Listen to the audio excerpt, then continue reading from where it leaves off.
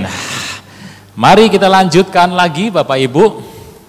Jadi jangan lupa apa yang Tuhan sudah katakan kepada Bapak Ibu. Kita ingin supaya hal itu bagus, kondisinya mulia.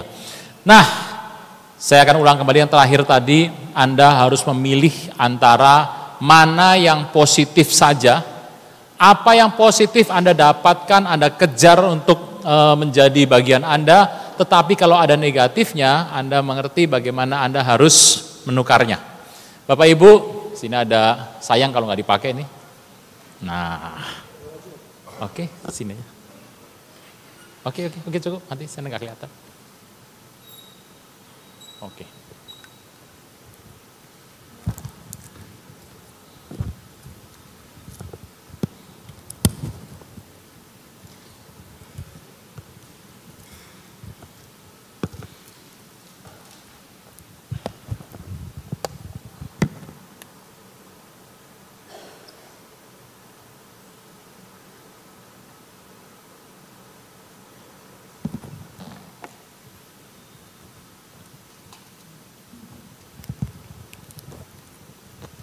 Wah, ini susah sekali bukannya Bapak Ibu ini.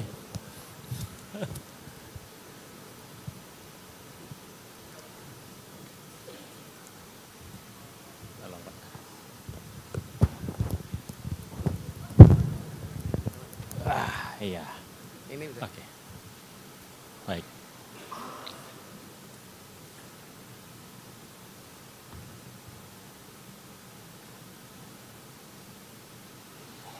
Anda boleh timbang apa yang ada di situ. Kalau Anda mengerti, yang pertama adalah semua hal yang ada plus dan minusnya, Anda akan ambil plusnya dan minusnya, Anda tekan sedapat mungkin untuk Anda dapat berlari menyembah Tuhan. Bapak Ibu, waktunya tinggal 9 tahun lagi, dan 9 tahun ini adalah satu kondisi yang baik sekali. Tuhan akan berkarya dalam hidup Anda dan saya. Bapak Ibu, itu yang pertama. Saya harap Anda jelas ini, untuk segala hal Anda timbang mana plusnya, mana minusnya. Kalau nggak ada minusnya, plus semua berarti Tuhan. Oke. Nomor 2. Tuhan berkata, umat yang mengenal Tuhan akan tetap kuat. Saya mengerti dalam waktu-waktu ini ada begitu banyak hal-hal yang terjadi. Ada hal-hal yang membuat orang merasa tertekan. Semua hal di muka bumi ini semua akan diarahkan untuk menekan Anda. Bapak Ibu, saya akan kembali menjelaskan sedikit mengenai AI. Potong sebentar ya. AI adalah artificial intelligence. Jadi kecerdasan buatan. Kecerdasan tapi buatan. Nah, kecerdasan buatan ini, hari-hari ini, kalau Anda beli handphone, Anda mengerti handphone yang terbaru sekarang, yang S24, handphone itu sudah mengandung memasukkan AI. Anda kalau beli AI yang sekarang, yang handphone-handphone terbaru, sudah beberapa ada isinya AI. Bagus sekali. Juga website beberapa, kayak ChatGPT, itu adalah AI. Bapak Ibu, AI itu bagus sekali, kecerdasan buatan. Misalnya, saya bertemu dengan Anda, ini bertemu nih. Kemudian Anda ngomong bahasa Inggris, saya ngomong bahasa Arab. Nggak ketemu toh? Tapi dengan AI bisa ketemu. Saya ngomong aja pakai bahasa Inggris pakai ini. Ini ngomong ini. Nanti di sana dengernya sudah bahasa Arab. Yang orang Arab ngomong, dengernya langsung pakai Inggris. Jadi ngomongnya satu bahasa aja. Anda tidak perlu bisa belajar semua bahasa. Zaman dulu kalau orang polyglot itu bisa bermacam-macam bahasa, bagus sekali ya. Tapi sekarang tidak perlu. Dengan alat yang ditempelkan di sini atau alat yang Anda bawa, alat itu bisa menerjemahkan langsung. Itu adalah AI, kecerdasan buatan. Yang kedua, robotik. Robot itu bisa berkomunikasi seperti seorang manusia. Anda ngobrol sama robot nggak ada bedanya sama manusia yang pinter. Anda bisa ngobrol dengan robot. Jadi robot itu akan menjawab, dan robot bisa melakukan pekerjaan yang manusia buat. Membersihkan rumah bisa, ngepel bisa, nyapu bisa, nyuci piring bisa, berjalan bisa, bentuknya masih orang. Robot yang bentuknya adalah binatang, kakinya 4, dia bisa melakukan perjalanan kalau naik ke gunung. Hebat ya Bapak Ibu ya. Itu pakai AI. Mobil-mobil yang baru sekarang, yang terbaru sekarang, yang keluar, sudah mengandung AI. Jadi misalnya kalau Anda mau naik mobil, buka pintunya, perintah, ngomong aja. Suara Anda akan diambil. Jadi semua cara akan diambil. Jadi mobil itu sudah menggunakan AI. Makanya Anda mengerti mobil yang tidak pakai supir. Kalau zaman dulu, Anda kalau mau pergi, Anda butuh supir, Anda kan nyetir, lama capek butuh supir. Supir kalau terlalu mahal, ya Anda naik aja taksi. Nah, jemputnya ada supirnya. Kalau yang sekarang tanpa supir. Kalau zaman dulu seperti itu, dipikir setan itu. Bayangkan mobil nggak ada supirnya begitu.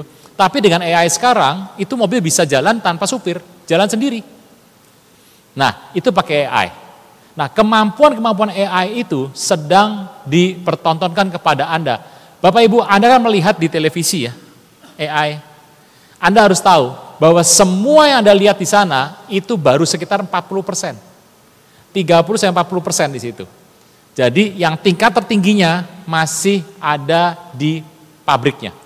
Masih ada di tempatnya pembuatnya. Bapak Ibu, tidak pernah dibukakan 100% semua kondisi, tidak pernah. Yang keluar Anda lihat di televisi, di media sosial, itu semua ada 30-40% AI itu. Kemampuan AI luar biasa, bahkan zaman sekarang kalau Anda mau misalnya sakit, dokternya di mana? Di Jepang. Kok jauh gitu bisa? Bisa. Dokternya akan mengoperasi dari Jepang. Gini. Alatnya yang mengoperasi. Dikendalikannya dari sana. Tetapi itu dibutuhkan, masalahnya adalah internet yang kuat sekali. 5G, 6G lagi dibuat di China, 6G. Kita 4G aja belum semua tuh. Indonesia sudah ngomong 5G. Nah masalahnya kalau kita ngoperasi pakai 5G kita, berebet, waduh. Itu lagi tengah jalan, waduh.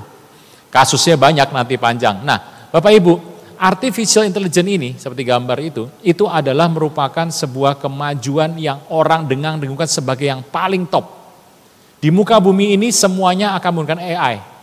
Dan apa yang jadi masalah pertama kali? Tenaga kerja, pengangguran. Bayangkan, waktu yang namanya bayar tol itu diberhentikan, dipindahkan, penjaga tolnya sekian ratus ribu orang, dipindahkan ke pelayanan yang lain. Bapak Ibu, pekerjaan manusia makin lama makin kecil. Pekerjaan berbahaya, zaman maju nanti, orang tua tidak akan membiarkan anaknya perang kan? Zaman dulu kalau perang, wah itu nyakitin hati orang tua bener-bener. Zaman sekarang nanti kalau perang sudah pakai AI. Pesawat-pesawat yang mengintai sudah pakai drone sekarang ya. Drone-nya sudah dikasih segala sesuatu sehingga bisa menembak. Itu menggunakan AI. Nah kemampuan-kemampuan seperti itu bertambah terus di muka bumi. Anda kan sekarang ditayangkan mengenai handphone yang canggih, mobil listrik gitu ya. Anda mau ditawarkan mau beli apa enggak, memang kalau Anda beli mobil listrik sekarang, biayanya masih mahal. Tapi murah Pak, bensin nggak usah mahal-mahal, terus ngecasnya juga kan murah, kemudian pajaknya juga murah bensin. Betul Bapak Ibu, tapi ingat, kalau Anda ngecharge setengah jam paling minimal. Anda kalau pergi jauh-jauh gitu berhenti setengah jam, Anda mau ngapain setengah jam? Nganggur. Lah, kalau misalnya ngecas adalah ada 2 stasiun, yang ngantri 4 mobil gimana? Siapa dulu? Nah, jadi kalau di Indonesia penggunaan AI ini masih terlalu masa depan baru kita pikirkan lah. Jadi belum bisa. Tapi Indonesia kan mobilnya sudah banyak sekarang ya, mobil listrik sudah banyak di mana-mana ada. Nah, mobil listrik yang banyak ini memang tidak didukung oleh fasilitas-fasilitas pengisian yang cocok gitu loh. Nah, Bapak Ibu Anda harus pikirkan itu. AI di masa akhir nanti akan berkembang luar biasa. Perkembangan ini akan mengalahkan manusia. Pak, apakah nanti manusia bisa dikalahkan oleh robotik atau oleh AI? Ya, gini. Ada 2 orang sekarang. Dulu orang yang pernah bisa mengalahkan catur dari AI gitu ya, blue chess, catur biru. Itu adalah Garry Kasparov. Garry Kasparov itu jenius catur dan dia bisa mengalahkan Bruches. Dia terkenal sekali. Kemudian ada lagi satu orang, saya lupa namanya. Nah, ternyata hari ini sudah tidak ada jagoan catur manusia yang bisa mengalahkan AI. Udah nggak ada. Karena kemampuan ditambah terus gini. Dan itu konstan. Sedangkan manusia makin tua makin turun kemampuannya. Bapak Ibu, peristiwa ini adalah merupakan sebuah gambaran bahwa mereka bisa menguasai manusia. Tapi apakah mungkin menguasai manusia? Kalau ditanya, dulu robotik bernama Sofia itu mengambil muka seorang artis dan masalahnya nggak ada rambutnya ya, cuma gini aja, rambutnya masih dibuka saja, nggak ada rambutnya. Waktu itu ditanya, apakah engkau bisa menyakiti manusia? Gitu ya. Ini Sofia, belum ada rambutnya. Waktu itu dijawab bahwa saya diprogram tidak untuk menyakiti. Tetapi kalau manusia macam-macam, saya bisa melakukan yang penting. Wah, rame semua. Nah, tapi kalau Anda tanya sama Sofia sekarang, Sofia akan menjawab, saya diprogram untuk membantu manusia. Itu saja jawabannya. Jadi jawaban-jawaban yang nyeleneh-nyeleneh itu dibuang. Nah, Bapak Ibu, kondisi seperti ini akan muncul dalam 10 tahun, 9 tahun lah dari sekarang muncul. Akan dipenuhi. Indonesia, semua bahan yang dikhotbahkan di Indonesia kelihatan tidak berlaku gitu ya. Karena apa? Oh, pendoanya mantap di sini. Pendoanya mantap ya, toh Bapak Ibu berdoa kan? Kita ini adalah negara yang bagus sekali kondisinya. Anda lihat Amerika hari ini, Amerika tuh parah sekali loh. Kalau Anda pergi ke New York, aduh Anda lebih baik ke Jakarta, ke Tanah Abang lebih bagus Bapak Ibu. Itu adalah lebih bagus daripada New York. Anda melihat Eropa kondisinya sangat kasihan sekali. Nah, kondisi itu diperparah dengan perang. Kondisi ini sulit tuh berkembang karena diperparah oleh perang. Kondisi yang bagus di mana sekarang? Asia. China saja sekarang ini punya masalah gitu ya. Dengan kondisi ekonomi yang turun dan satu lagi naik. Ini kan produksi China naik tuh. Tapi kondisi ekonominya lagi turun. Walaupun sedikit.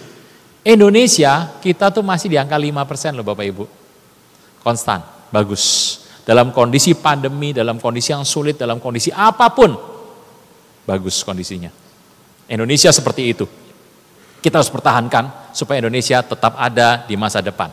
Nah, Bapak Ibu, AI ini yang digadang-gadang akan menjadi satu bagian dari gerakan antikristus yang akan digunakan. Bapak Ibu jangan pikir gini, ada antikristi, ada antikristos.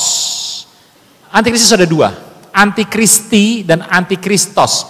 Yang kita sering ngomong itu antikristos, antikristus. Satu tokoh yang akan menjadi tanda kutip Tuhannya, antikristos. Tapi ingat, Yohanes berkata, 1 Yohanes 2 katakan, hari ini telah muncul banyak antikristus, antikristi bahasa aslinya. Adalah merupakan sebuah organisasi, sebuah orang-orang yang mendukung antikristos. Nah, orang-orang ini, antikristi ini, pasti harus sudah ada dong. Sudah ada dari zaman dahulu. Bapak Ibu, kan gak mungkin kalau misalnya antikristus naik ke depan mimbar, terus berkata, aku antikristus. Krik, krik, krik, krik.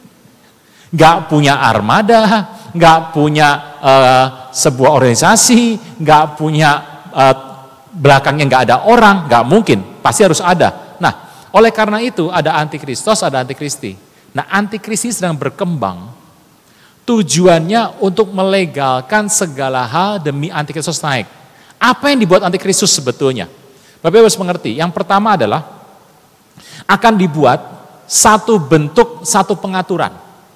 Makanya kalau Anda melihat ya situasi yang ada di Israel, waktu perang dengan Palestina atau Hamas, di sana akan melihat, kenapa sih ada peperangan seperti itu? Karena mereka, pertama, pulang ke tanah. Pulang kembali ke tanahnya. Kedua, kalau pulang harus punya rumah. Membangun rumah. Ketiga, bangun rumah, tetangganya pasti marah toh? Masih marah. Harus punya pertahanan yang kuat. Pertanian yang kuat ini didukung dengan pemerintahan satu kesatuan yang kuat. Dan yang kelima, bait suci.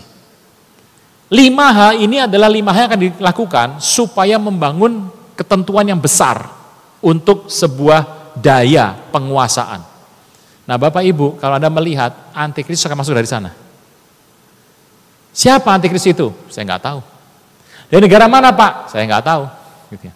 Tetapi firman Tuhan berkata, kalau saya tanya, Pak kira-kira orangnya siapa? Kristen dan atau Yahudi. Kristen dan atau Yahudi. Itu adalah antikristus. Bapak Ibu, Anda kalau melihat firman itu, luar biasa sekali. Nah, AI sudah, yuk kita akan melihat bagaimana Tuhan berkata, engkau harus bertindak. Yang nomor 2, bertindak, bergerak. Bapak Ibu, dalam 10 tahun ini, 9 tahun yang sudah kita lakukan sekarang ini, engkau tetap akan bertindak. Engkau harus bergerak. Anda melihat ya, Pak, kenapa sih kalau hari-hari ini di negara-negara kita, rekan-rekan kita seringkali terjadi, ada orang yang tiba-tiba drop gitu ya. Ada sebuah negara yang bagus terus diam lagi, kondisinya seperti turun gitu. Kenapa orang seperti itu? Kenapa orang yang tipenya bersemangat sekali tiba-tiba drop gitu ya. Bapak Ibu, satu hal yang terjadi adalah tidak bergerak. Bapak Ibu, pergerakan ada macam-macam. Yang pertama, pergerakan pribadi. Yang kedua, pergerakan organisasi. Saya mau bicara pergerakan organisasi dulu. Anda harus mengerti, organisasi yang dibuat, itu dibuat bentuk gereja, rumah Tuhan, PD gitu ya. Itu ada organisasinya. Itu harus bergerak. Anggaplah sebuah rumah Tuhan. Kalau di orang yang berkata, gembalanya berkata, saya cuma mau segini aja, sudah, saya yang penting lakukan ini, sudah cukup segini saja, nggak mau lebih. Tuhan marah nggak? Enggak. Tuhan akan berkata, kalau engkau mau segitu ya segitu saja. Tetapi kalau engkau mau lebih, engkau harus mengikuti pola-pola yang Tuhan katakan. Nah, gereja-gereja Tuhan, saya melihat gereja Tuhan setelah pandemi ini terjadi sebuah perubahan. Bapak Ibu berasa ya, setelah pandemi ada perubahan-perubahan yang Anda alami itu ya Bapak Ibu. Nah, situasinya pertama baju berubah, baju. Bapak Ibu, Anda kalau ngelihat sekarang, saya tuh sudah pakai begini saja, sudah cukup lah gitu ya. Kalau dulu kan harus jas, wah zaman dulu pakai jas, ini pakai dasi, wah sepatu, wah zaman sekarang sudah enggak gitu ya. Nah, Bapak Ibu, setelah pandemi ini zaman berubah. Kalau Anda melihat perubahan rumah Tuhan sebelum pandemi dan setelah pandemi, besar ya Bapak Ibu ya. Gereja sekarang ada yang tipenya begini, ibadah, pokoknya ada WL, sewa dari luar bisa, orang dalam bisa, pemusiknya sewa dari luar bisa, orang dalam separuh, dah main musik. Khotbahnya undang dari orang lain, udah tahu? Habis itu sudah katakan ya berberkat, amin, pulang. Begitu pulang, Senin sampai Sabtu kosong. Yang terjadi seperti itu. Di banyak tempat terjadi seperti ini. Kosong. Tidak ada satu pernyataan, tidak ada satu perkara, ada PD, ada KTM, kebaktian tengah minggu, ibadah tengah minggu, nggak ada. Kosong. Yang ada adalah minggu, ibadah, tutup, selesai, cukup sampai sana. Hati-hati Bapak Ibu. Kalau ini diteruskan, gitu ya, tidak ada pergerakan pada orang Kristen dipanggil supaya kita jadi berkat bagi orang lain. Nah, kalau ini diteruskan, lihat, kondisi gereja itu akan seperti tidak dapat makanan. Jadi kalau Anda berkata, Pak, kenapa ya saya seperti ini? Cek, apakah engkau tidak bertindak? Apakah engkau tidak bergerak? Karena kalau engkau tidak bergerak dan tidak bertindak, kondisinya akan seperti orang kurang makan. Ada banyak contohnya kalau saya katakan, saya tidak perlu tunjuk wadahnya. Tempat-tempat yang seperti itu hanya mengandalkan ibadah, kemudian firman, kemudian tutup doa berkat, pulang. Tidak ada pembinaan iman, tidak ada pendewasaan, tidak ada pengajak orang supaya mereka lebih rindu sama Tuhan dan pergi untuk kabarkan kabar baik sama orang-orang yang belum mengenal Tuhan, kondisinya itu cuma flat seperti itu. Anda akan lihat gereja itu akan mengalami penurunan. Nah, kalau saya ingin mengatakan, Pak, orang yang seperti apa yang tidak akan seperti itu? Anda harus memaksa diri, memaksa sesuatu hal supaya berbuat suatu hal sehingga hidup Anda mengalami yang namanya pergerakan. Misalnya, Bapak Ibu, adanya dokter.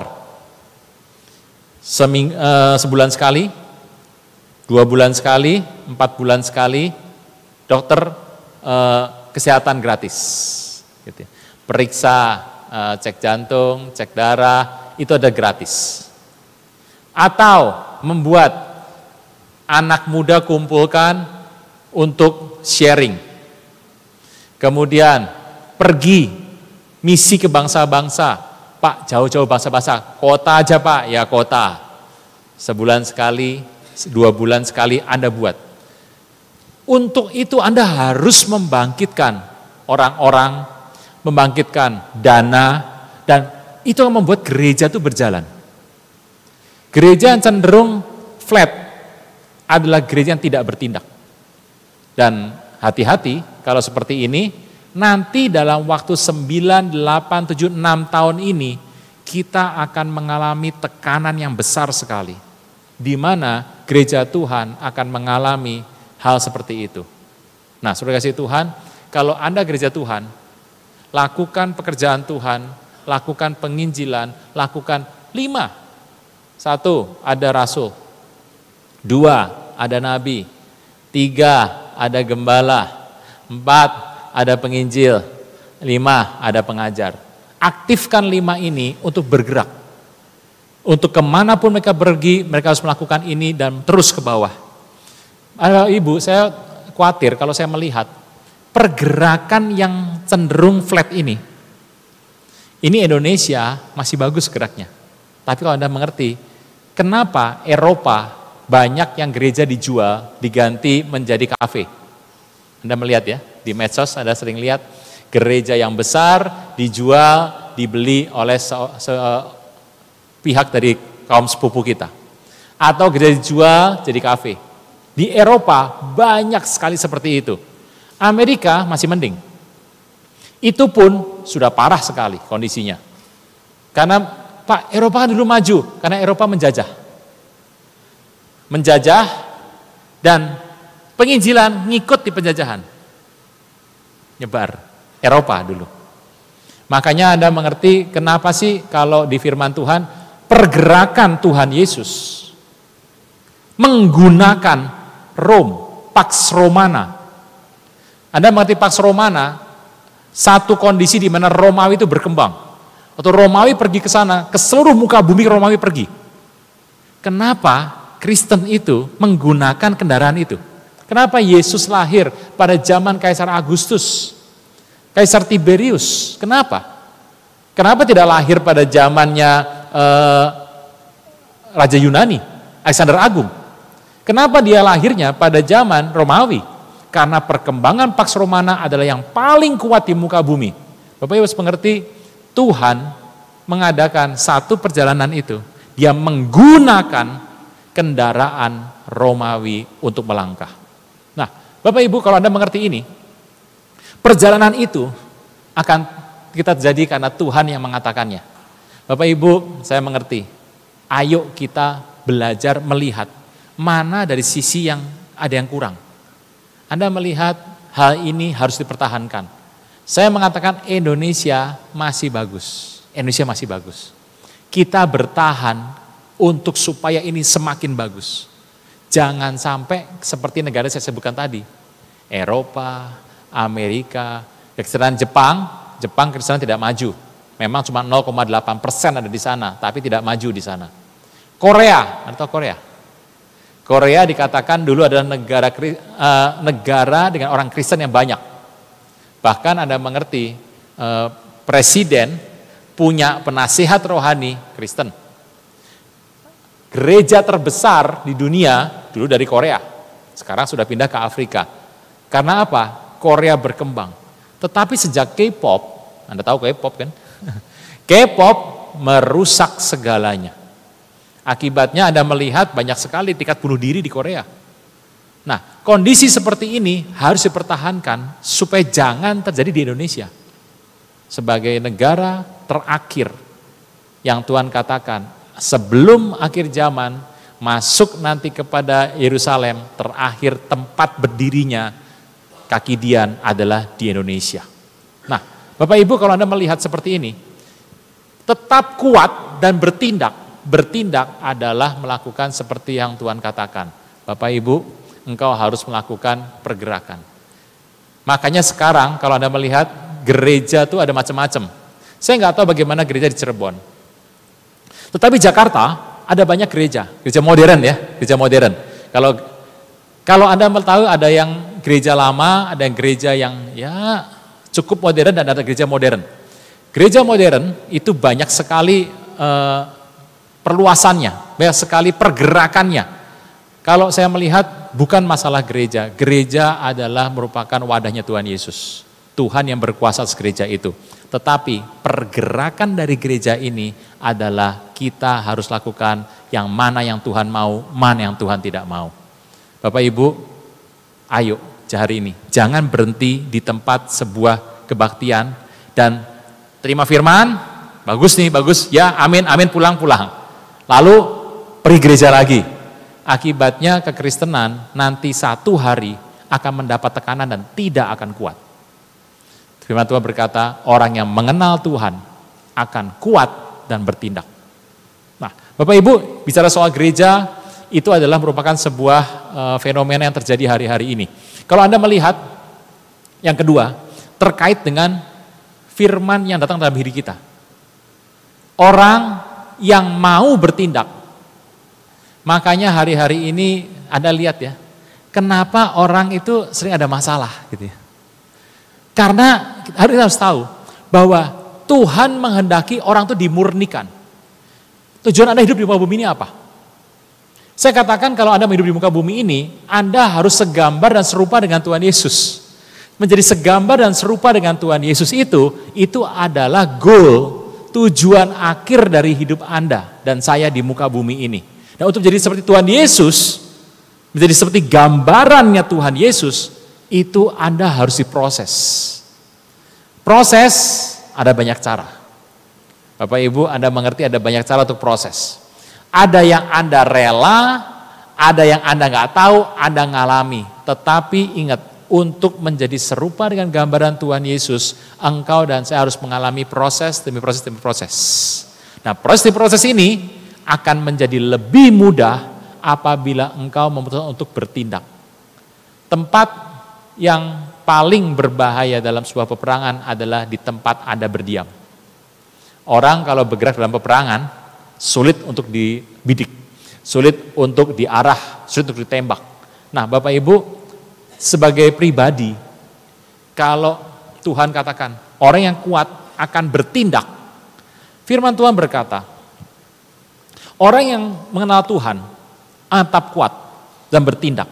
Bertindak itu artinya apa? Mencari sebuah hal yang Tuhan katakan untuk kita pergi. Saya teringat dengan amanat agung. Amanat agung, ini bagus banget ini amanat agung. Matius ke-28, ayat ke-19. Karena itu pergilah, jadikan semua bangsa muridku, dan baptislah mereka dalam nama Bapa, Anak, dan Roh Kudus. Firman Tuhan katakan, Bapak Ibu, ada 3 unsur.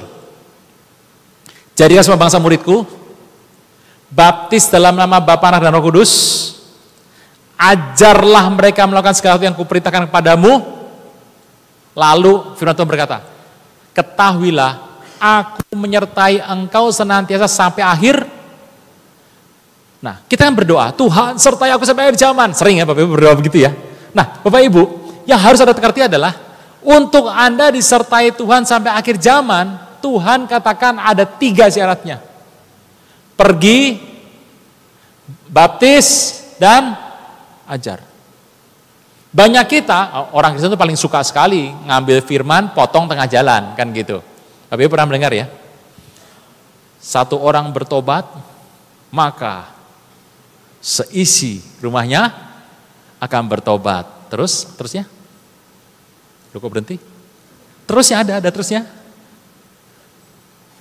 Pergilah mereka ke rumahnya dan memberitakan Injil kepada keluarganya.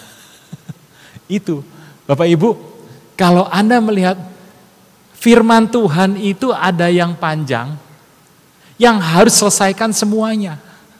Nah, Bapak Ibu, Tuhan akan menyertai kita senantiasa sampai akhir zaman kalau Anda melakukan 3 ini.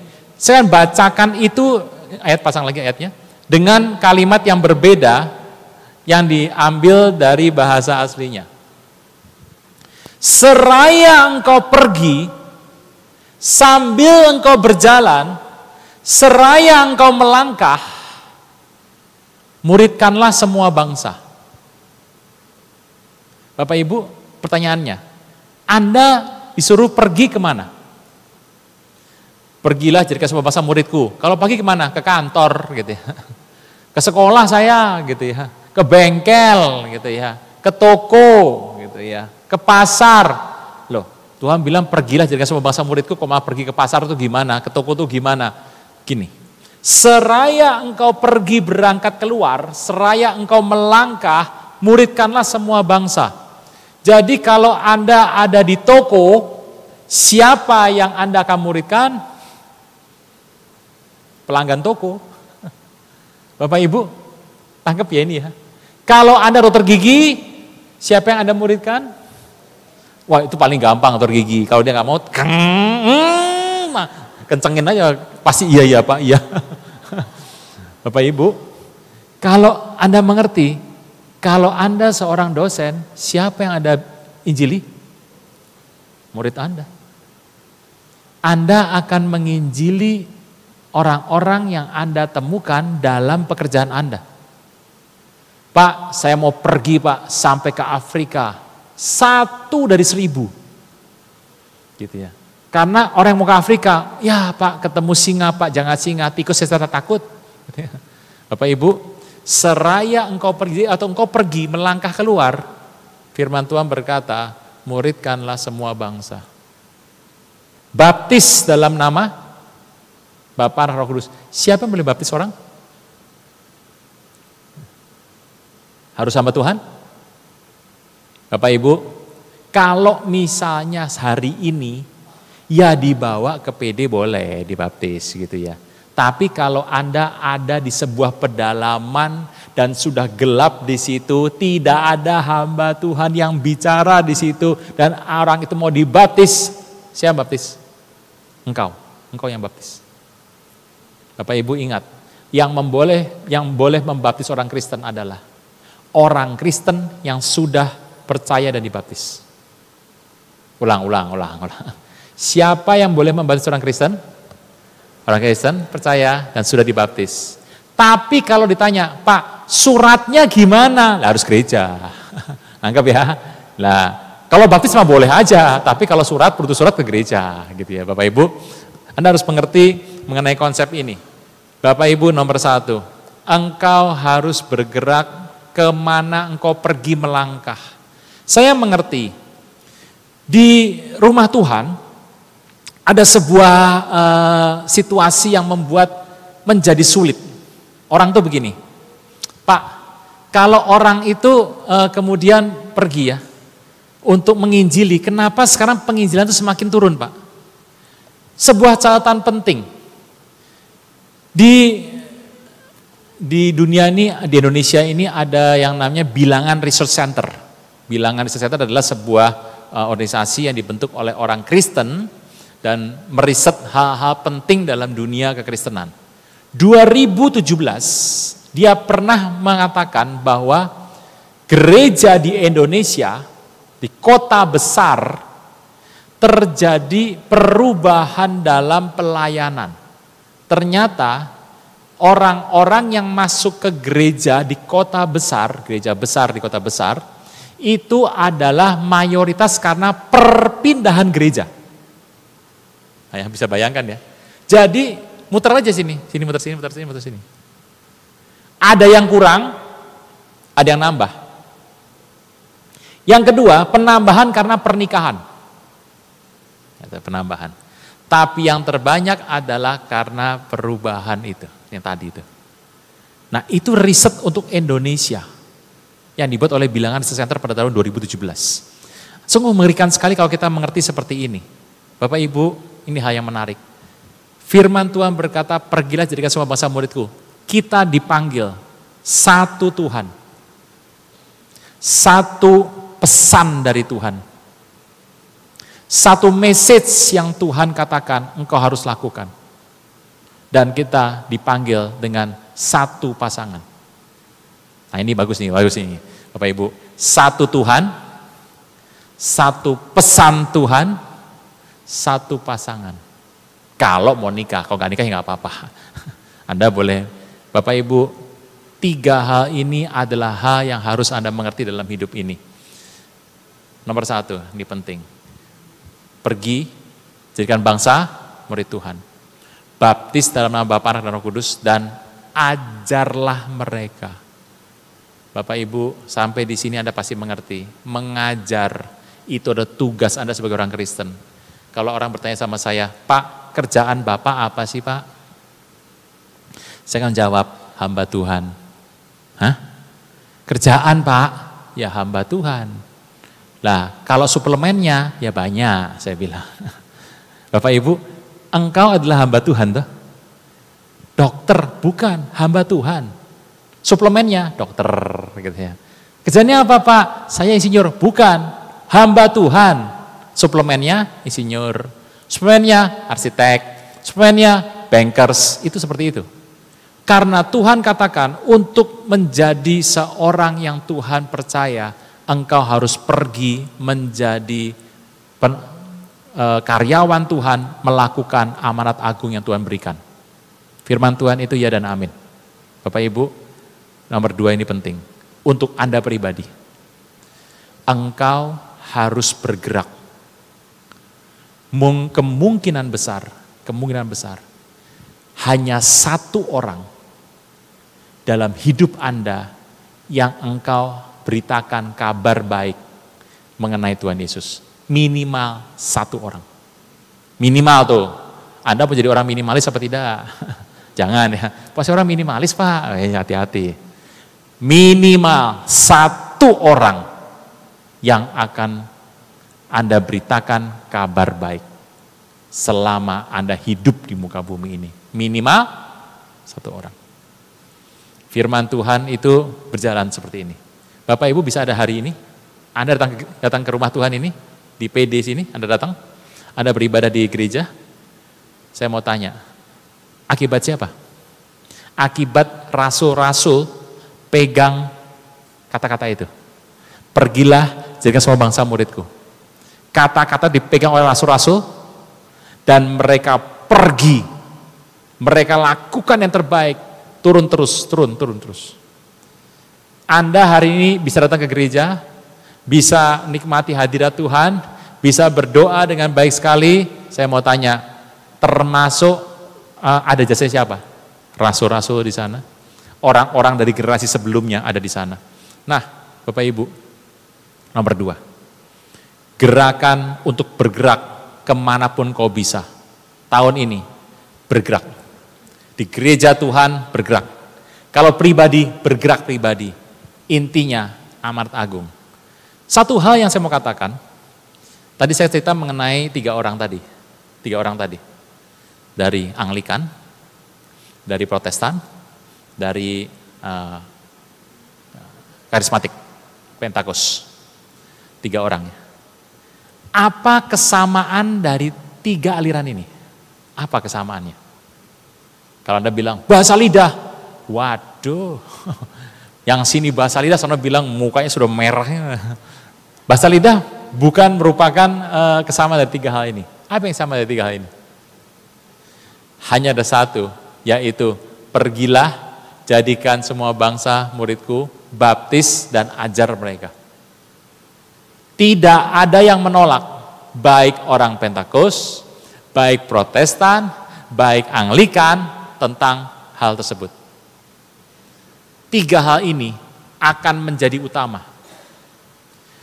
Ada sebuah pertemuan bahwa hamba-hamba Tuhan dari beberapa denominasi yang berbeda mulai sepakat terkait dengan kata-kata Tuhan Yesus ini.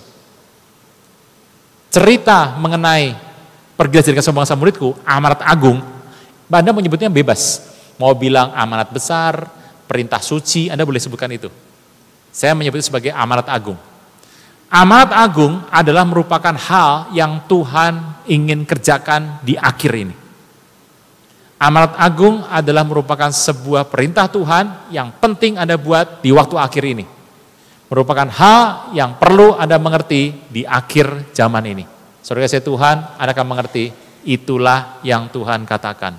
Bapak Ibu, amanat agung ini harus masuk dalam hati masing-masing. Jadi ada kesempatan apapun, bicara. Ada waktu yang baik, bicara. Anda berpikir bagaimana untuk masuk, pokoknya amanat agung. Semua orang bergerak ke sana, kita lihat bagaimana Tuhan akan menyertai engkau senantiasa sampai pada akhirnya. Amin. Nah, Bapak Ibu, dari cerita ini semua, terkait dengan tadi yang sebelum kita makan, sampai setelah kita makan, kita tahu firman Tuhan harus terjadi. Anda mungkin mengerti, orang itu kan ada yang usia ya, sudah tua usianya, ada yang masih muda, ada yang ya masih baru. Kalau ditanya sebetulnya, Tuhan, kenapa sih ada orang yang tua, Pak, setiap orang itu sudah kehilangan urapan Pak. Anda pernah pikir gitu Bapak Ibu? Orang sudah mulai tua, sudah mulai kehilangan urapan. Dulu kalau muda, waduh KKR, tumpang tangan, orang rebah kan gitu. Tapi usia makin naik, dia semakin jarang buat itu. Pernah ketemu seperti itu? Dan orang mulai berkata, wah ini urapannya sudah habis ini. Yuk cari yang baru. Berapa banyak orang berpikir seperti itu? Bapak Ibu Anda harus mengerti. Tuhan itu begitu baik sama hidup Anda dan saya. Nah, kalau Anda ditanya, kenapa sih orang sudah mulai tua, sudah mulai kurang begitu ya? Ya ada yang masih, ini ada yang masih greget ada gitu ya. Tapi mayoritas sudah kurang. Sebetulnya Tuhan itu membuat sebuah perbedaan. Semakin tua, semakin mendekati usianya habis. Biasanya dilepaskan sama Tuhan, dilepaskan dari aktivitasnya. Sebab Tuhan ingin orang itu hanya berdua dengan Tuhan. Baik tuh Bapak Ibu ya. Hanya berdua dengan Tuhan untuk mempersiapkan hidupnya nanti dalam kekekalan. Kita sering berpikir, Pak, kalau orang sudah tua, sudah gak enak Pak, kita mending cari yang lebih muda aja Pak, yang lebih greget Pak. Oh bukan, Anda salah. Setiap orang dipanggil Tuhan dengan suatu maksud tertentu. Anda juga tertentu. Tetapi nanti biasanya saya bilang nggak semua ya, biasanya waktu Anda sudah mulai tua akan dilepaskan. Semua orang yang masih baru akan dibagi. Pengurapannya pindah. Wah, Purwo sudah pindah, Tuhan yang mau pindahkan. Orang itu akan berdua sama Tuhan dan akan menyelami Tuhan begitu dalam. Untuk persiapan nanti dalam kekekalan. Itu yang terjadi untuk semua umat Tuhan. Bapak Ibu, dari hal ini saya percaya Tuhan baik sama hidup Anda dan saya. Amin. Bapak Ibu, kalau kita melihat hari ini, saya percaya Indonesia akan bangkit. Bulan depan kita akan pemilu. Kita akan pemilu, Anda akan mencoblos 5 kan gitu. Banyak Pak coblosannya? Ya banyak. Anda lakukan saja seperti yang Anda, banyak orang tuh begini, Pak kita berdua saja nih Pak, Bapak milih siapa? Nah, gitu. Pasti itu. Cuma sama saya aja Pak, milih siapa Pak? Ada Tuhan bicara apa Pak? Gini. Bapak Ibu harus mengerti ya. Kita adalah orang percaya. Orang Kristen lah. Orang percaya. Orang percaya akan melakukan tugasnya nanti di bilik suara. Misalnya nih, saya masuk bilik suara, saya coblos tuh, plus. Tuhan taruh dalam hati saya, coblos A. Ya, coblos 1, tes, udah keluar. Itu tugas orang percaya.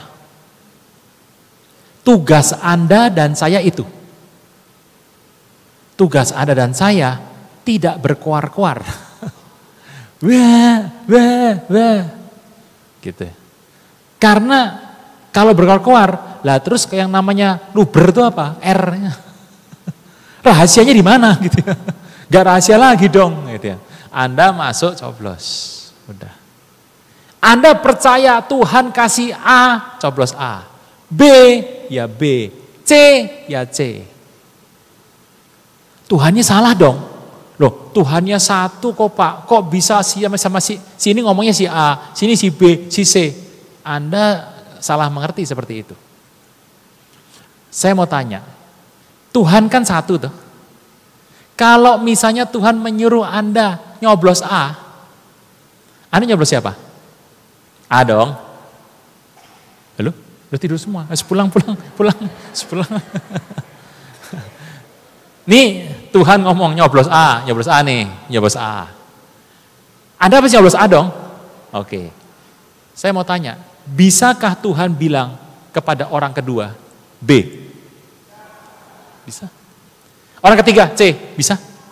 Bisa. Lah kalau semua orang Kristen pilihannya satu doang, satu nama doang, kelihatan dah. Kristen semua sini. Kan enggak ternyata. Bapak Ibu, mencoblos itu, yang kanan apa yang kiri? Ini apa ini? Ini. Amanat Agung yang mana? Nah, Amanat Agung tuh yang ini. Nyoblos yang, saya udah bilang yang ini perkara dunia. Anda selesaikan di dunia, Anda lakukan di dunia dengan baik, Anda bereskan dunia dengan baik. Waktu Anda meninggal, gak dibawa. Gak dibawa sama sekali. Bapak Ibu, makanya saya percaya, kok ada ya orang sampai ribut masalah pencoblosan. Tugas Anda adalah nginjil. Bukan, nyoblos yang ini loh, nyoblos yang itu. Enggak Bapak Ibu. Anda harus mengerti loh. Kalau Anda sebagai calon yang mendukung, Anda mau teriak, ya itu urusan Anda. Tapi tolong ngerti, peristiwa Anda cuma berlaku 5 tahun. Setelah 5 tahun, ribut lagi, lah kan gitu. Lah ini terus kapan selesainya Amanat Agung begitu. Jadi Amanat Agung saya percaya harus selesai pada zaman kita. Kita adalah orang angkatan terakhir yang akan merayakan kedatangan Tuhan. Kalau kecuali Anda dipanggil lebih dahulu gitu ya. Tapi Bapak Ibu, kita adalah angkatan terakhir. Baik. Nah, sebentar, ini ada tanya jawab nggak? Ya, oke, Bapak Ibu, saya cut sebentar. Kalau mau tanya jawab boleh. Silahkan. Oh, teruskan dulu. Oke. Bapak Ibu, Anda mengerti konsep ini. Jadi, Tuhan bicara untuk kegerakan di masa depan. Muka bumi ini kan habis. Muka bumi akan habis. Muka bumi akan selesai. Engkau dan saya tidak ditentukan untuk hidup di muka bumi. Engkau dan saya ditentukan untuk tidak hidup mengenai peristiwa yang sudah ada terjadi di muka bumi. Bumi akan Anda tinggalkan. Anda punya apa di bumi Anda tinggalkan semuanya. Rumah, mobil, pakaian Anda, jabatan Anda, pekerjaan Anda tinggalkan di muka bumi. Pekerjaan, ada min plusnya toh. Anda tinggalkan di muka bumi. Semua akan tinggalkan di muka bumi. Tuhan mengatakan bahwa Anda adalah orang yang akan masuk dalam kekekalan. Nah, untuk masuk ke sana, Tuhan akan memberikan kepada Anda anugerah yang besar untuk Anda mengerti. Bapak Ibu, hari ini engkau mengerti bahwa Tuhan menghendaki Bapak Ibu melakukan hal seperti ini. Melakukan hal-hal yang Tuhan katakan di muka bumi supaya engkau melakukannya dengan anugerah Tuhan. Nah, Bapak Ibu, satu hal yang luar biasa. Saya tuh teringat dengan sebuah peristiwa, kalau menuju akhir ini Pak, apa yang sedang terjadi hari-hari ini yang orang nggak tahu Pak. Anda harus mengerti bahwa di waktu akhir zaman ini, kita tuh bergerak bersama kita, Anda nggak tahu pergerakannya. Bapak Ibu, saya kembali kepada film yang tadi saya katakan. Leave the world behind. Ada gambarnya nanti ya. Itu bagus sekali, itu ada rusa tuh. Itu gambarnya rusa. Rusa tuh gambar apa Pak? Gini, ada sebuah cerita sampingan dari orang di Amerika.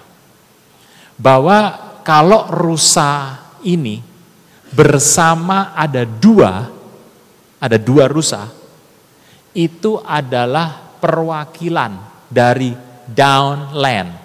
Down fajar dan land tanah. Downland yang akan datang dan akan memimpin umat manusia dengan hikmat pengertiannya. Itu adalah merupakan sebuah cerita dari orang-orang yang sekeliling hari itu. Dan gambarnya adalah dua rusa itu ketahuan, kelihatan di situ. Nah, gambar ini adalah di film ini ada. Bapak Ibu, kalau Anda melihat film ini ya, Anda akan tahu bahwa di dunia ini pemimpin akan segera berubah. Pemimpin dunia ini nanti ke masa depan adalah seorang ahli riset, seorang ilmuwan, seorang ahli dalam bidangnya. Bapak Ibu bisa mengerti, contoh paling gampang adalah pandemi kemarin. Pandemi kemarin itu. Semua perkataan yang Anda ikuti, Anda kutip ya, Anda ikuti. Kebanyakan bukan kata-kata dari tokoh agama, bukan. Bukan kata-kata dari presiden, bukan. Bukan kata-kata dari orang tua kita, bukan. Tetapi yang kita jadikan sebagai patokan adalah kata dari ilmuwan. Bapak Ibu hati-hati. Noah Yuval Harari, ini seorang novelis, dia jabatannya banyak ya, ilmuwan, dia orang pinter, zaman sekarang pinter sekali. Yuval Noah Harari, orang pinter dan dia gay, dia orang Israel lagi. Dia seorang tokoh pemikir pada zaman sekarang yang dipercaya orang yang pintar. Dia mengatakan, di dunia ini yang didengarkan ngomongnya nanti adalah seorang ilmuwan. Ilmuwan akan menjadi tokoh utama, menjadi penggerak segala masalah di muka bumi. Anda pasti mencari ilmuwan. Anda percaya? Kalau nggak percaya saya ceritakan. Di pandemi itu terjadi satu peristiwa, ilmuwan berkata, oh ini hari ini COVID itu bentuknya begini-begini. Anda percaya? Anda percaya langsung. Hari ini harus menggunakan ini, dan dirawat dengan cara ini. Orang percaya aja. Orang yang ngerti percaya, yang setengah ngerti percaya, yang nggak ngerti percaya juga. Percaya aja pokoknya.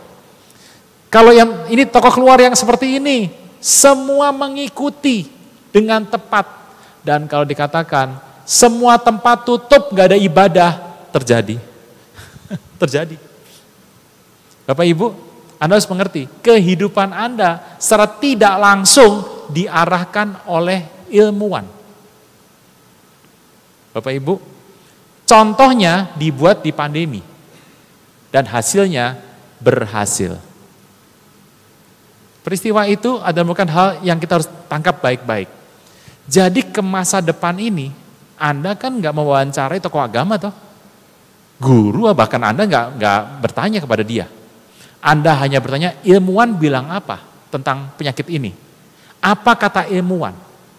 Kalau ilmuwan katakan, penyakit ini harus ditreatment dengan cara ini. Semua obat hentikan. Dia masuk rumah sakit, obat dihentikan, akibatnya meninggal banyak. Bapak Ibu, Kalau ditanya, itu seperti apa? Itu jawabannya. Saya mengerti bahwa pandemi adalah hal yang berat.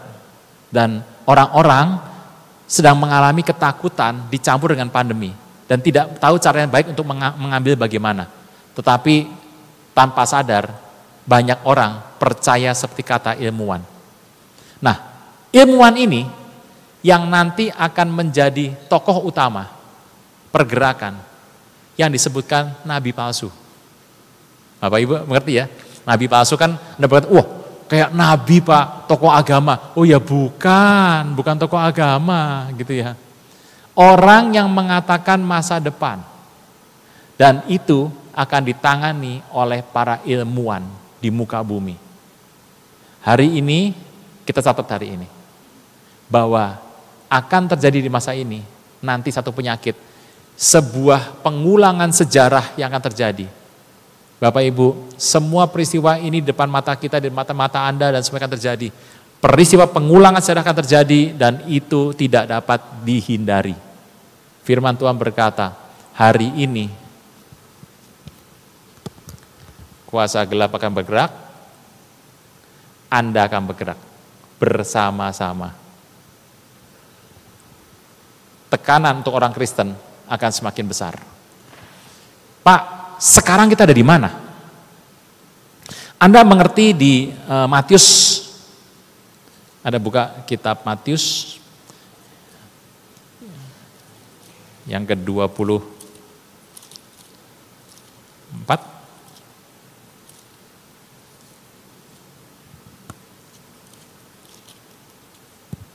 Matius 24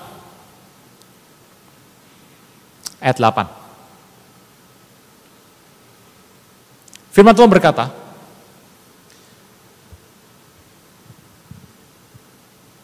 akan ada orang menyesatkan, akan ada peperangan, akan ada wabah penyakit, ada deru perang, ada bangsa melawan bangsa, kerajaan melawan kerajaan, kelaparan dan gempa bumi dan wabah sampar di berbagai tempat.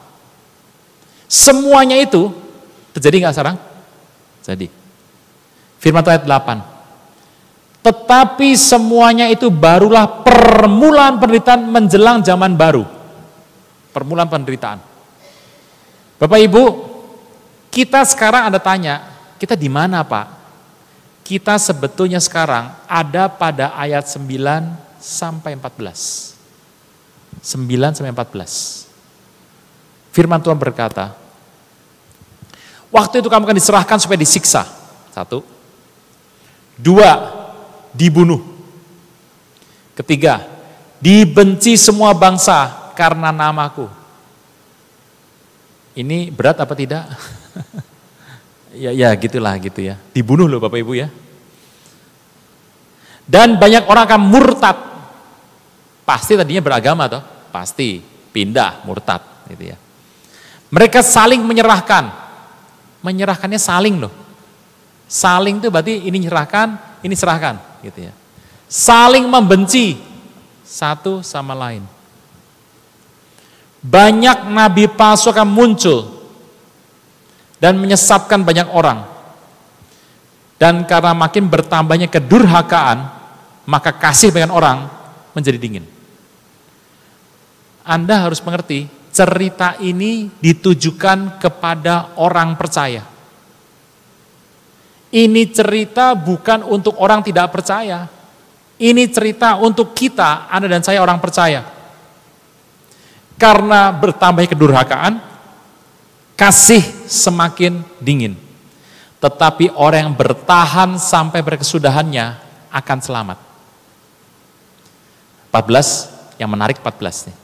Injil kerajaan akan diberitakan seluruh dunia, menjadi kesaksian bagi semua bangsa, sudah itu barulah tiba kesudahannya.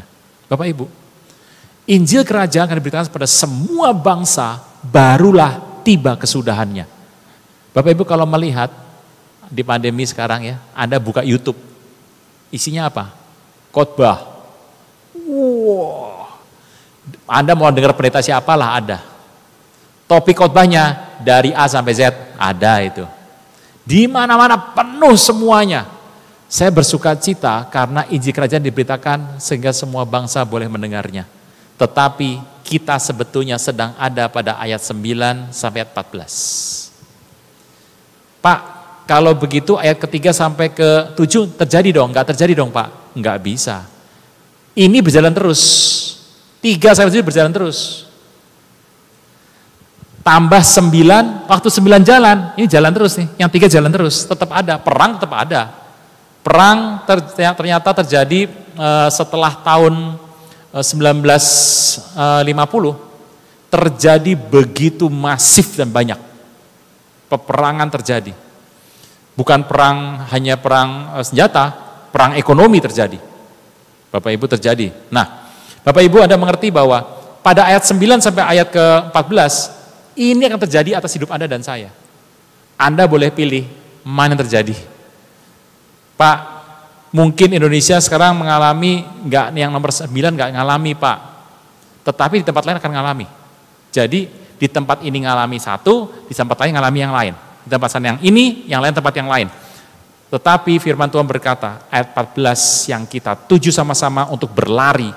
Firman Tuhan berkata, tetapi Injil Kerajaan akan diberitakan seluruh dunia menjadi kesaksian semua bangsa, sudah itu baru tiba kesudahannya. Baru setelah itu, ayat 15, dimulailah peristiwa Antichrist muncul. Dia akan muncul dan menjadi satu peristiwa apabila kamu melihat pembinasa keji, Antichrist, berdiri di tempat kudus, menurut firman yang disampaikan oleh Nabi Daniel, para pembaca hendaklah memperhatikannya, maka orang-orang Yudea haruslah melarikan diri ke pegunungan, lari ke pegunungan. Bapak Ibu, kita ini masih ada di ayat 9 sampai 14. Kita sedang menantikan supaya ini terjadi secepat mungkin dan kita menyelesaikan secepat mungkin. Tetapi mengenai pengangkatan, Tuhan yang punya kehendak. Tuhan yang mengatakan, Pak, ini mau jadi apa Pak nanti Pak? Mau pre-tribulasi, mau mid-tribulasi, atau post-tribulasi? Saya mau beritahu, masing-masing menurut keyakinan masing-masing. Pak, saya percaya yang ini, begini. Bapak Ibu, dalam dunia Kristen ada tiga nih. Ini 3, nih begini.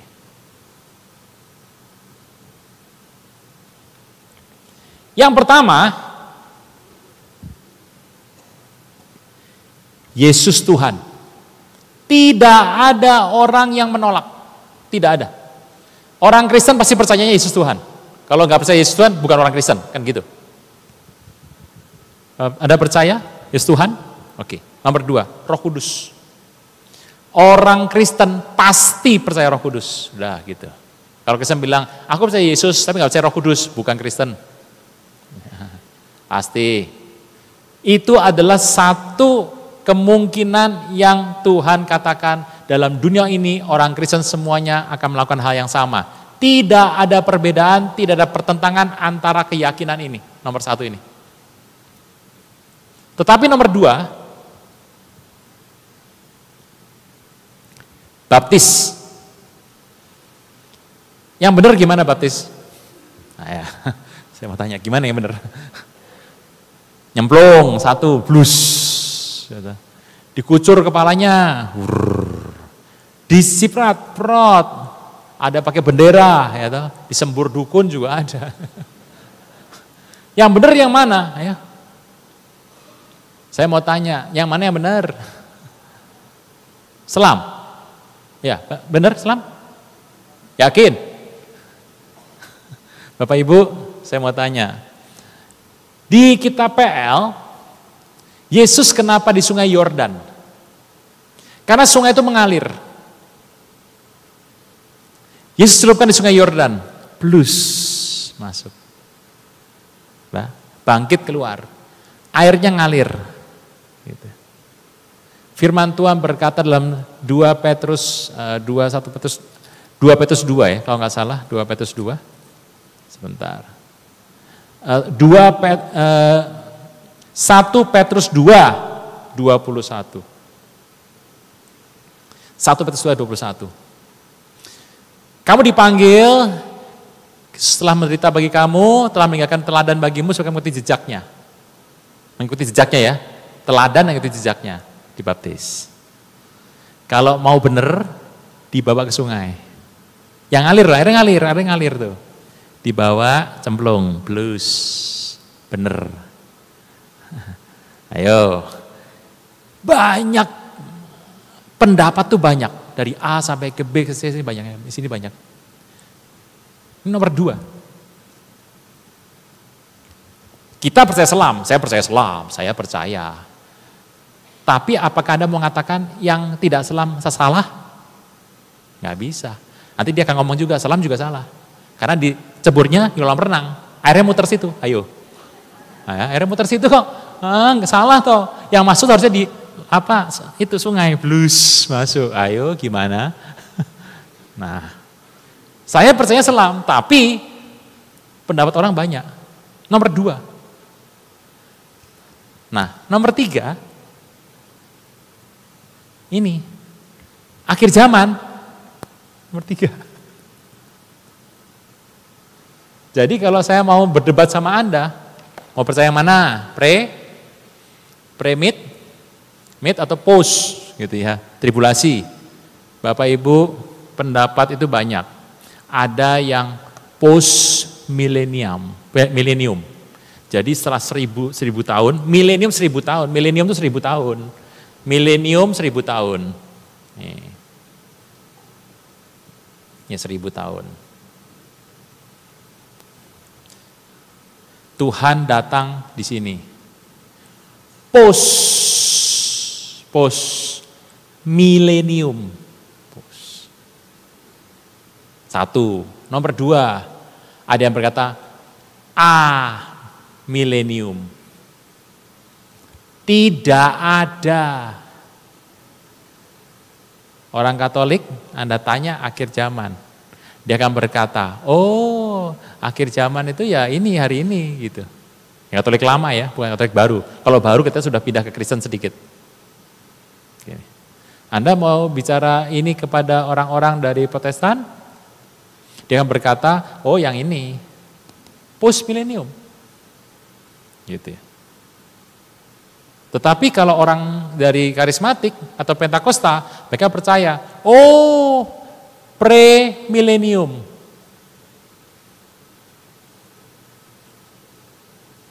Di sini. Nah, jadi ada post-milenium. Ada 2 milenium. Tidak ada milenium. Jadi milenium itu apa? Yaitu nggak ada. Nomor 3. Pre-milenium. Ini dibagi 3. Ada yang pre-trib, ini 3,5, ya toh? Saya ngomong sendiri nih. Pelan-pelan. Bapak Ibu kan tahu, kita nanti akan ngalami, kan gini, kalau yang Anda percaya itu yang pre-tribulasi, kita diangkat di sini sebelum ini. Ini 7 tahun ini. 3,5 sampai 3,5 kan gitu, diangkat. Diangkatnya itu pasti pre-milenium. Yang namanya adalah pre-tribulasi. Jangan bilang tribulasi itu aniaya, jangan. Kristen tuh harus dianiaya. Anda dianiaya nggak Bapak Ibu? Nah, Anda coba aja bawa Alkitab. Ada orang bilang gini, pendeta lewat, aniaya. Ada yang bilang, bawa Alkitab tiap hari, nginep gereja sana, tidur gereja sana, aniaya. Kristen harus dianiaya. Tapi tribulasi itu berbeda. Tribulasi adalah kesesakan. Jadi beda ya. Aniaya itu apa? Aniaya itu persekusi. Jadi kita nggak ngalami aniaya. Siapa yang bilang? Kita harus dianiaya begitu. Tetapi tribulasi tidak. Ada yang bilang, manusia tuh gimana? Ya ini kan yang benar ya gini toh. Tuhan mengangkat kita setelah manusia ngikutin ini. Itu namanya adalah post trib.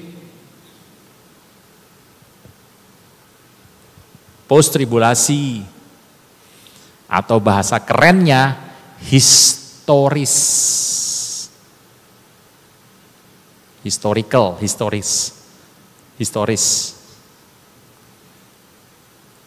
Pre-millennium. Jadi namanya historis. Historical. Kok historis, Pak? Ya, Alkitab berkata. Dari cerita di Alkitab, kata tribulasi, jumlahnya itu ada 47. Dan isinya 41 bicara tentang peristiwa ini. Nah, Bapak Ibu, jangan merasa paling benar. Wih, aku paling benar, belum tentu. Nih ada. Tetapi ada yang bilang gini, oh enggak. Saya enggak suka ini. Saya maunya diangkat di tengah-tengah. Tengah-tengah. Gitu. Namanya mid tribulasi. Tengah tribulasi. Bapak Ibu, mid tribulasi berkembang lagi. Ada yang mengatakan ini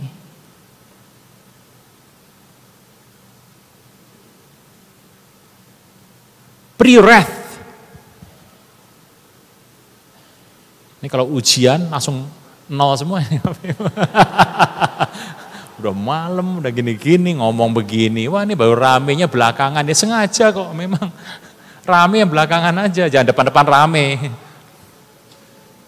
Pre-wrath. Jadi sebetulnya wrath itu apa sih? Bapak Ibu, di sini kan ada meterai, ya toh? 7 meterai. Meterai ke-7 isinya 7 sangkakala.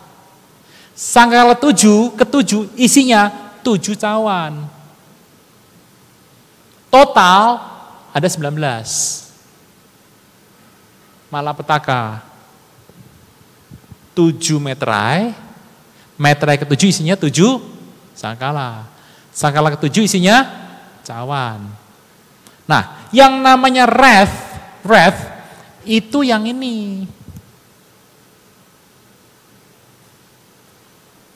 Jadi pre-wrath itu pokoknya di antara ini, pokoknya mau di sini ya pre-wrath, mau di sini ya pre-wrath, pokoknya sebelum C.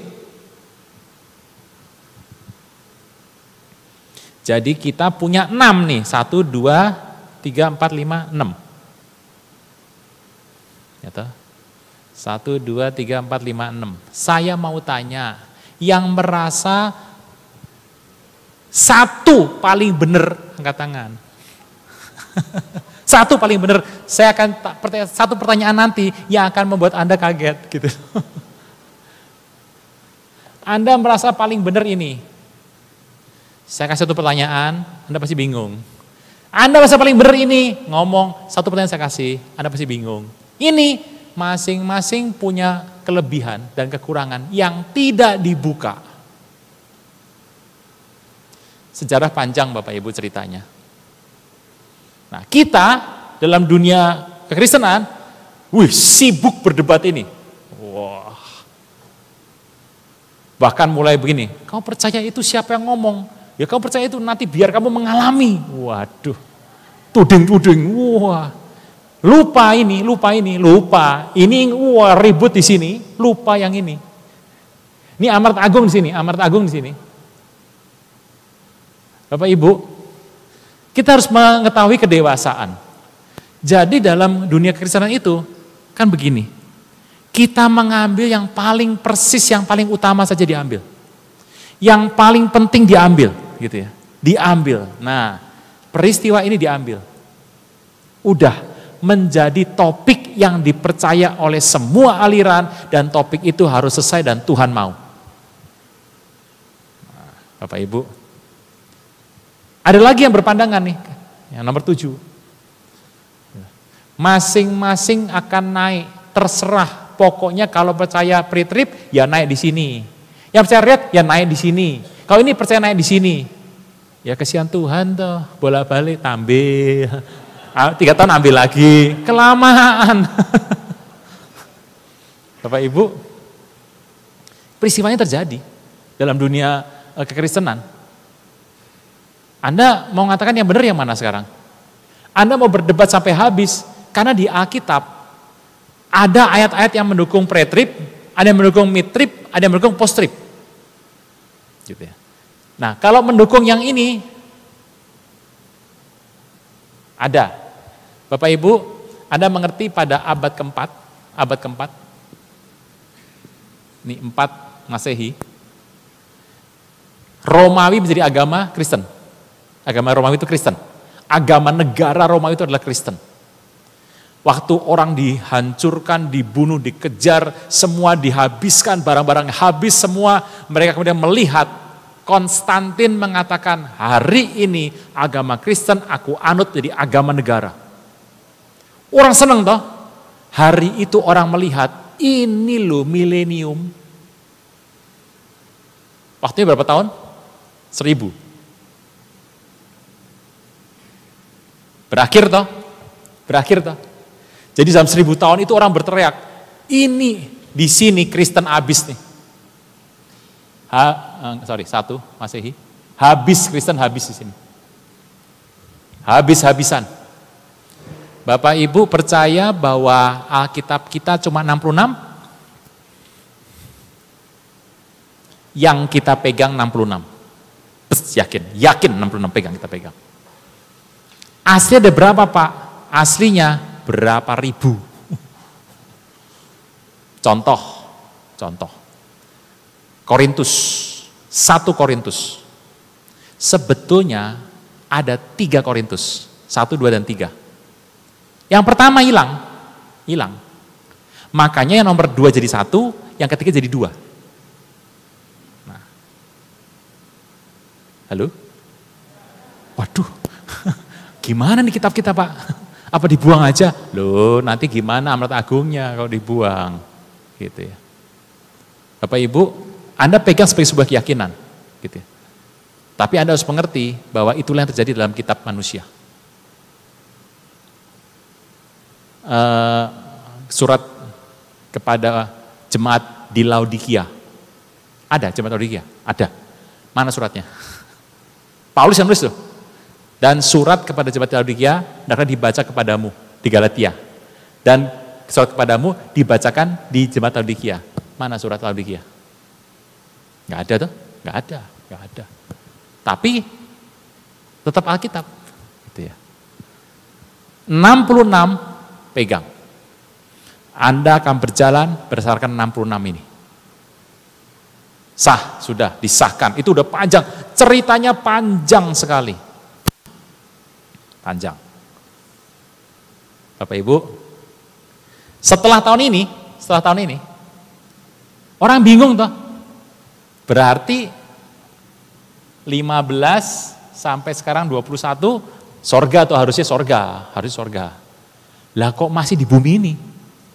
Masih naik mobil, masih ada alat-alat pertukangan, masih ada tulisan. Lah kok masih di bumi? Berarti ini apa? Gitu ya. Sudahlah, milenium lah, udah. Nah, orang yang percaya begitu bilang begitu. Makanya Anda mengerti, pre-trib ini muncul pertama kali di abad 13, 14. Muncul pertama kali. Seorang tokoh bernama John Darby bersama teman-temannya, nggak cuma dia lah. Ya. Dari Plymouth Brethren.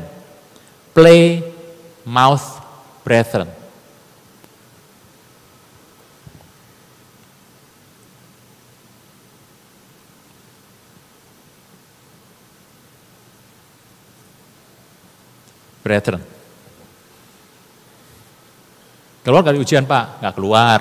Gitu. Mengatakan pendapat pre-trip dia keluar, dia cerita. Kata-kata Darby John Darby itu tentang pre-trib, ternyata bukan dari John Darby, bukan. Itu sudah ada di sini. John Darby kan abad 19, nomor 19, di sini sudah ada. Sebuah tulisan yang memuat konsep pandangan tentang pre-trib. Kenapa pre-trib muncul? Karena sebuah situasi terjadi, ternyata yang disebutkan sebagai 1000 tahun tidak terjadi. Nah, dari sini Anda tahu, oh ternyata kekristenan itu progresif. Yang tetap dalam hidup ini hanya Tuhan Yesus. Harus bersyukur karena itu.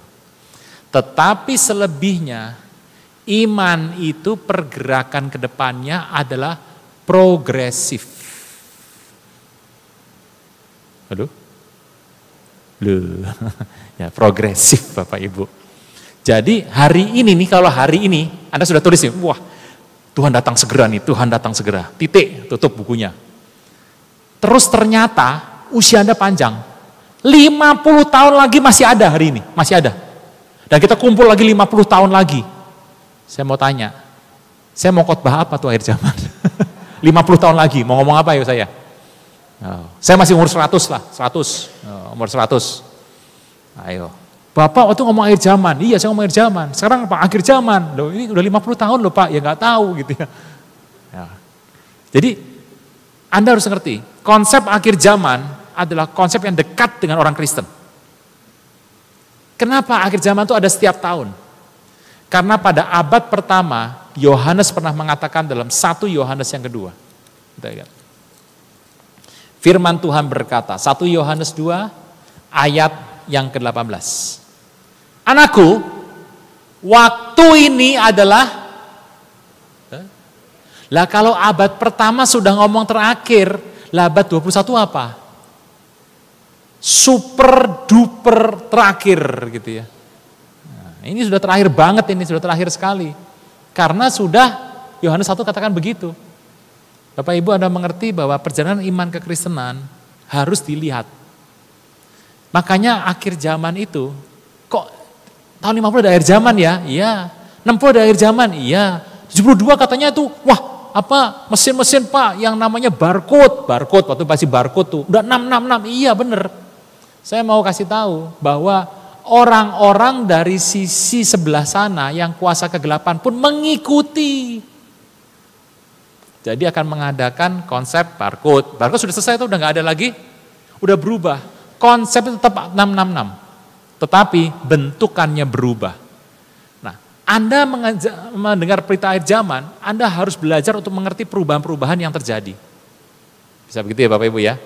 Nah, jadi inilah konsep yang 1, 2, dan 3. Tentu saja sangat merupakan satu kesalahan kalau Anda berdebat di sini dan melupakan yang ini. Yesus Tuhan, Alat Agung, nih satu, apalagi Yesus Raja, nih sini. Keselamatan bagi seluruh manusia, nih keselamatan satu. Jadi kita ngomongnya yang satu itu supaya apa? Bisa menjangkau sebanyak mungkin orang, dijangkau lebih dan lebih dan lebih lagi. Bapak Ibu, Anda mengerti ini? Jadi di akhir zaman ini pergerakannya menjadi luas dan hari ini kelihatannya loh Bapak Ibu, catat aja. Ini bukan kata firman, bukan kata dari mimbar, bukan kata firman Tuhan. Ini dari saya, gitu ya. Kelihatannya loh ini kelihatannya. Kita akan memasuki satu masa di mana tekanan akan semakin berat.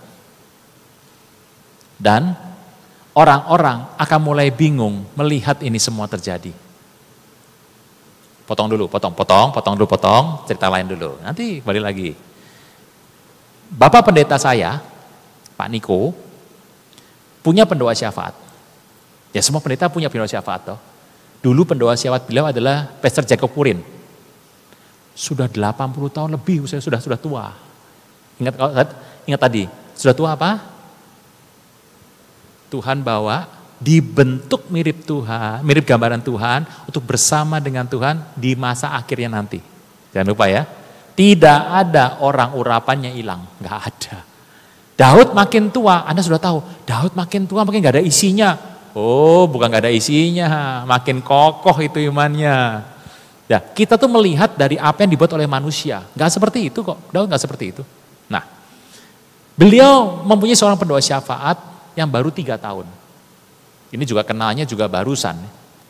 Pastor D dari Australia. Pastor D. Pastor D itu membuat surat-surat dikirim gitu ya. Dan kemudian dari kiriman terakhir ini dia memberikan hal-hal yang akan terjadi di 2024. Di tahun 2024. Hal-hal yang akan terjadi. Bapak Ibu, saya tidak akan mengulang kembali. Silakan buka khotbah Pastor Niko di YouTube. Disebutkan itu, udah terbuka untuk umum disebutkan semuanya. Tapi beliau mengatakan yang penting adalah tahun ini, 2024, akan menjadi tahun tiba-tiba. Tahun tiba-tiba. Jadi tiba-tiba terjadi, apa yang Anda sudah bilang, enggak terjadi. Anda harus mengalami. Anda bersyukur, mengucap syukur, anugerah Tuhan besar dalam hidup Anda ngalami. Udah gitu aja ya. Nah, Bapak Ibu, kalau Anda mengerti itu, Anda akan mengerti semua yang terjadi adalah kehendak Tuhan dan Anda terima dengan ucapan syukur. Anda mengucap syukur, Anda lakukan dengan baik. Anda jangan membantah, kalau susah nanti. Anda ucap syukur aja, berucap terima kasih, ucap syukur, lakukan yang terbaik. Nah, Bapak Ibu, lanjut, selesai, sini lagi. Nah, Bapak Ibu, tahun ini akan menjadi berat bagi orang-orang yang tidak mencari Tuhan. Berat tahun ini. Kita yang mencari Tuhan sebetulnya tidak berat. Tidak berat. Tetapi bisa jadi berat karena orang-orang yang nebeng. Gitu ya. Bapak Ibu ngerti ya? Orang-orang nebeng ini yang hidup bersama dengan Anda akan mempengaruhi hidup Anda.